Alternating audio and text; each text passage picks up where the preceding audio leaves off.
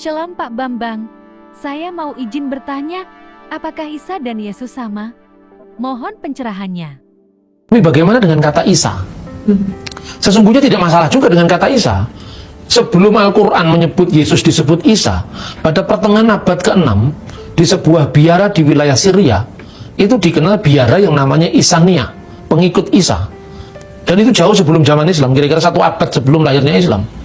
Kenapa kata Isa dalam bahasa Semitik, bahasa di Timur Tengah, itu dengan mudah dilacak apa yang namanya phonetic correspondence. Sebetulnya itu dalam bahasa apa saja. Jadi misalnya, biasanya kalau kita membaca Alkitab kita ini ditulis dalam bahasa Yunani, karena bahasa itu menjadi lingua franca, bahasa yang lazim dipakai umum di seluruh wilayah di Timur Tengah. Tetapi bahasa Aram itu dipakai di wilayah Palestina ke bagian timur dan selatan. Yerusalem atau Palestina di wilayah barat itu bahasa Yunani. Misalnya Asia Kecil, Turki sekarang itu bahasa Yunani. Makanya Paulus menulis surat Galatia, Korintus, pasti nggak mungkin bahasa Aram. Kan di sana dipakai bahasa Yunani. Di Pulau Patmos, Yohanes menulis pasti bahasa Yunani. Tetapi daerah Palestina, Yerusalem ke arah timur dan selatan itu bahasanya Aramaik. Dan di dalam bahasa Aramaik itu sebetulnya ada dialek-dialek.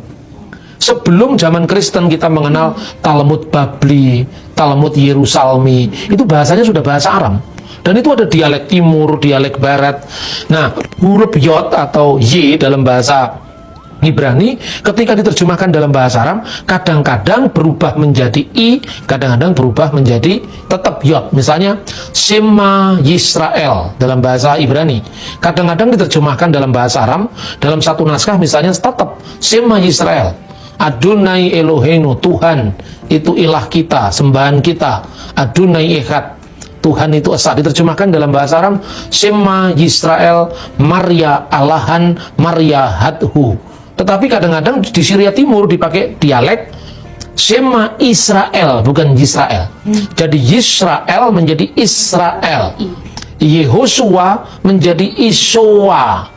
Dan itu muncul dalam salah tulisan Bapak Gereja namanya Agabius ketika dia menerjemahkan tulisan Yosefus yang dikenal dengan Testimonium Flavianum. Yosefus itu menulis di dalam bahasa Yunani dan kemudian diterjemahkan dalam bahasa Aram. Dia ahli sejarah Yahudi pada abad pertama. Dia mengatakan bahwa pada zaman itu fihadal zaman ya'isu rajulun hakim ismuhu Isowa. Pada saat itu hiduplah seorang yang bijaksana namanya Isowa.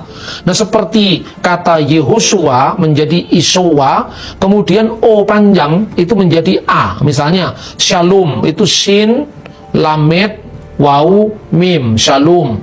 Menjadi bahasa Arab Sin, Lam, Alif, Mim, Salam. Shalom alaikum menjadi Assalamualaikum.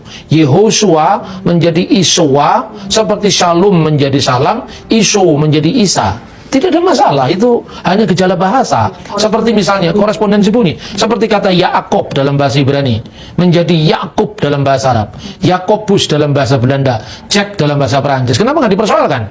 Itu hanya soal korespondensi bunyi gitu. Ada banyak terbitan Alkitab bahasa Arab. Terbitan bahasa Arab di Mesir diterjemahkan oleh United Bible Society in Egypt. Itu terjemahan Van Dyck. Sekarang ini diperbarui dengan Van Dyck version. Tapi di Lebanon ini yang dipakai ini adalah Darul Kitabil Muqaddas Bisarkil Ausat. Di Lebanon sendiri mungkin ada 3 terjemahan.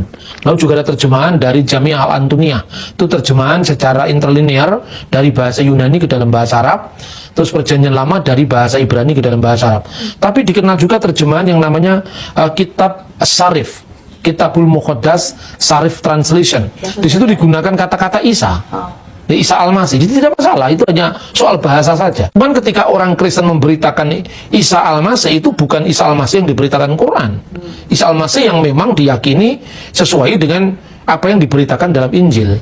Yang penting bahwa itu bukan Isa yang di dalam konsep agama lain. Oke Pak Bambang, penjelasan Anda sangat mencerahkan dan menguatkan iman kami. Terima kasih, Tuhan Yesus memberkati.